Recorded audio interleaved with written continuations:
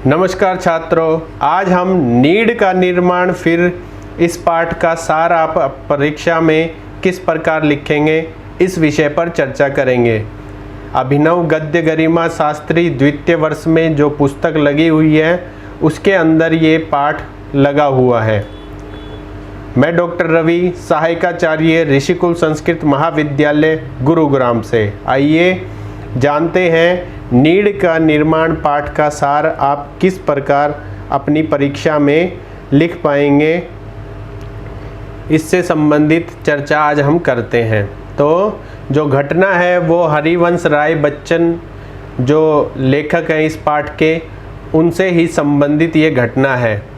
तो उन्होंने अपने जीवन से संबंधित इस घटना में बहुत सुंदर चर्चा की है।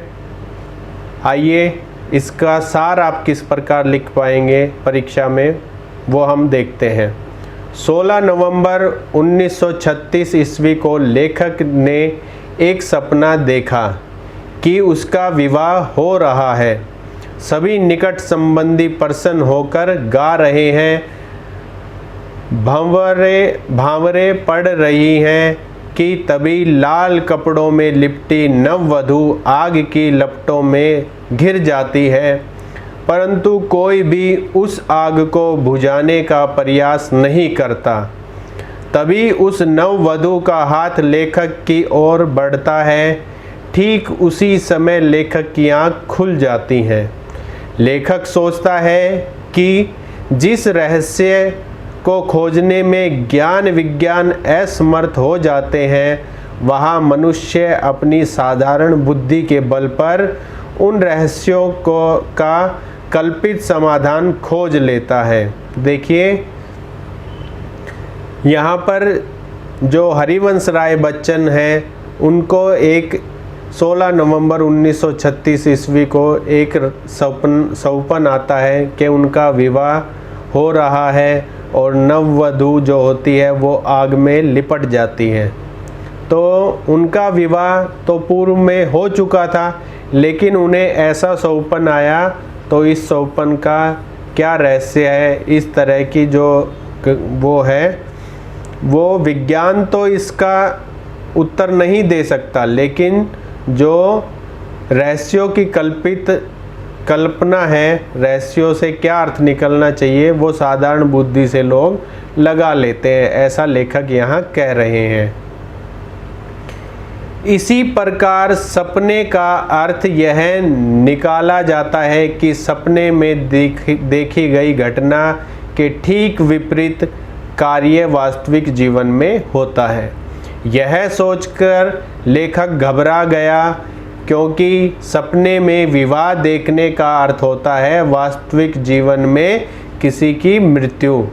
देखा होगा लोग साधारण रूप से ऐसी जो कोई अगर सौपन देखते हैं तो उसका अर्थ वो कुछ लगा लेते हैं। तो यहाँ पर जो लेखक ने सौपन देखा उसका अर्थ उन्होंने लगाया, जो साधारण मनुष्यों की सोचने की क्षमता होती है उस आधार पर उन्होंने लगाया कि जो घटना दिखाई दी है उसके विपरीत ही कुछ होगा। तो उन्होंने सौपन में देखा विवाह हो रहा है, तो विवाह का विपरीत उन्होंने मृत्यु लगाया। तो लेखक की पत्नी श्यामा गंभीर रूप से बीमार भी थी। जो लेखक हैं हरिवंश राय बच्चन, उनकी जो पत्नी थी श्यामा, वो गंभीर रूप से बीमार थी। शाम के समय उनकी पत्नी को बेहोशी का दौरा पड़ा। डॉक्टर घोष ने मरीज को देखकर फीस भी न ली। लेखक समझ गया कि उसकी पत्नी के जीवन की अंतिम बेला आ गई है। देखिए लेखक जब डॉक्टर घोष को लेकर आए तो उन्होंने जो उनकी फीस थी वो नहीं ली। तो इससे जो लेखक हैं हरिवंश राय बच्चन वो समझ गए कि जो श्यामा है वो अब अधिक समय तक जीवित नहीं रह पाएगी।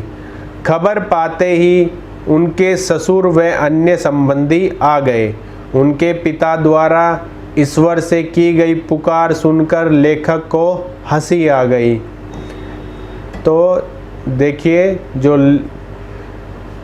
श्यामा है उनके पिता आए और ईश्वर से उन्होंने पुकार लगाई कि हे भगवान मेरी पुत्री को बचा लो। जिस तरह से भी जिसे सुनकर जो लेखक हैं हरिवंश राय बच्चन, उन्हें हंसी आ गई। एक मनुष्य प्रवृत्ति होती है कि अचानक से किसी बात पर हंसी आ जाती है, गंभीर समय में भी, तो उनके साथ भी ऐसा हुआ। अंततः श्यामा के पिता भी वापस चले गए। इस बात से जो श्यामा के पिता थे वो उनका मन बहुत ही दुखी हुआ और जिसके कारण वो वहाँ से चले गए। मरने से पहले श्यामा ने लेखक से कहा कि मेरी संदूक में गत्ते का एक बक्सा है, उसे मुक्त को पहुँचा देना, वह मेरी सभी चीज़ों को मेरे साथ जला देना। आधी रात के समय श्यामा की मृत्यु हो गई। लेखक की माता व छोटी बहन रोने लगे। लेखक को उनके पिता ने कहा कि उठकर बहू रानी को अब धरती दो। धरती दो इसका अर्थ होता है कि जो इनका क्रियाक्रम इत्यादि है वो करें। लेखक नहीं चाहता था कि उसकी मृत पत्नी को जमीन पर लिटाया जाए।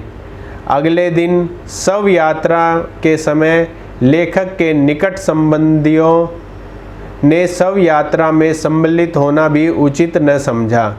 लेखक ने शव को न तो रस्सी से बांधने दिया और न उसके कपड़े इत्यादि उतारने दिए। जब शव यात्रा शमशान घाट पहुंची तो लेखक ने कर्म कांड करने से मना कर दिया, क्योंकि वह चाहता था कि एकांत में रहे। एकांत मतलब वो अकेले रहें, ज़्यादा भीड़ इत्यादि इकट्ठी ना हो। तो इसलिए लेखक ने ये सब जो कर्म कांड इत्यादि है वो करने से मना कर दिया। अतः लेखक की दशा देखकर उसके पिता ने ही अंतिम संस्कार किया। जो लेखक थे वो बहुत दुखी हो गए, उनका मन कुंठित था पीड़ा अधिक होने के कारण। तो जब उनकी दशा ऐसी थी तो जो लेखक के पिता हैं उन्हीं ने श्यामा का अंतिम संस्कार किया। उसके बाद लेखक कई महीनों तक अपने कार्य पर न गया, परंतु घर की बिगड़ती दशा देखकर वह कार्य करने के लिए मजबूर हो गया। एक दिन लेखक चेतन शून्य होकर साइकिल से गिर पड़ा। उसके बाद वह कॉलेज पैदल जाने लगा। जो हरिवंश राय बच्चन है वो एक दिन अचानक मूर्छित होकर साइकिल से गिर गए और उसके उपरांत वो पैदल ही कॉलेज जाने लगे। वह रास्ते में किताब की दुकान पर रुककर किताबें पढ़ता। धीरे धीरे कविता के माध्यम से वह अपनी एकाकी जीवन से बाहर निकला। जो लेखक हैं हरिवंश राय बच्चन, वो रास्ते में किताबों की दुकान पर रुक जाते और किताबें पढ़ते और जो कविताएं हैं उनका लेखन करके जो एकाकी जीवन था उससे वो बाहर निकले। कवि सम्मेलनों में जाकर वह मधुशाला की कविताएं सुनाता। इससे उसकी लोकप्रियता बढ़ती गई। लेखक कहता कि सामान्य मानव को भी कला ने ही संभाला है। अर्थात देखिए, जो लेखक है हरिवंश राय बच्चन, उनका कहना है कि जो सामान्य मानव है उसे भी कला ने संभाला है। अर्थात कि कोई मनुष्य है, अगर वो कला से विहीन है तो उसे किसी दुख से पार पाना बहुत ही गंभीर हो जाता है, बहुत ही मुश्किल हो जाता है। अगर कला उसके पास कोई विद्यमान है तो वो अपने जीवन के दुखों से बाहर निकल सकता है। इस प्रकार आप परीक्षा में पाठ का सार लिख सकते हैं। धन्यवाद। मैं डॉक्टर रवि, सहायकाचार्य ऋषिकुल संस्कृत महाविद्यालय गुरुग्राम से। अगर वीडियो पसंद आई है तो लाइक करें और अपने दोस्तों के साथ शेयर करें। और चैनल को सब्सक्राइब करना न भूलें। एक बार पुनः आपका धन्यवाद।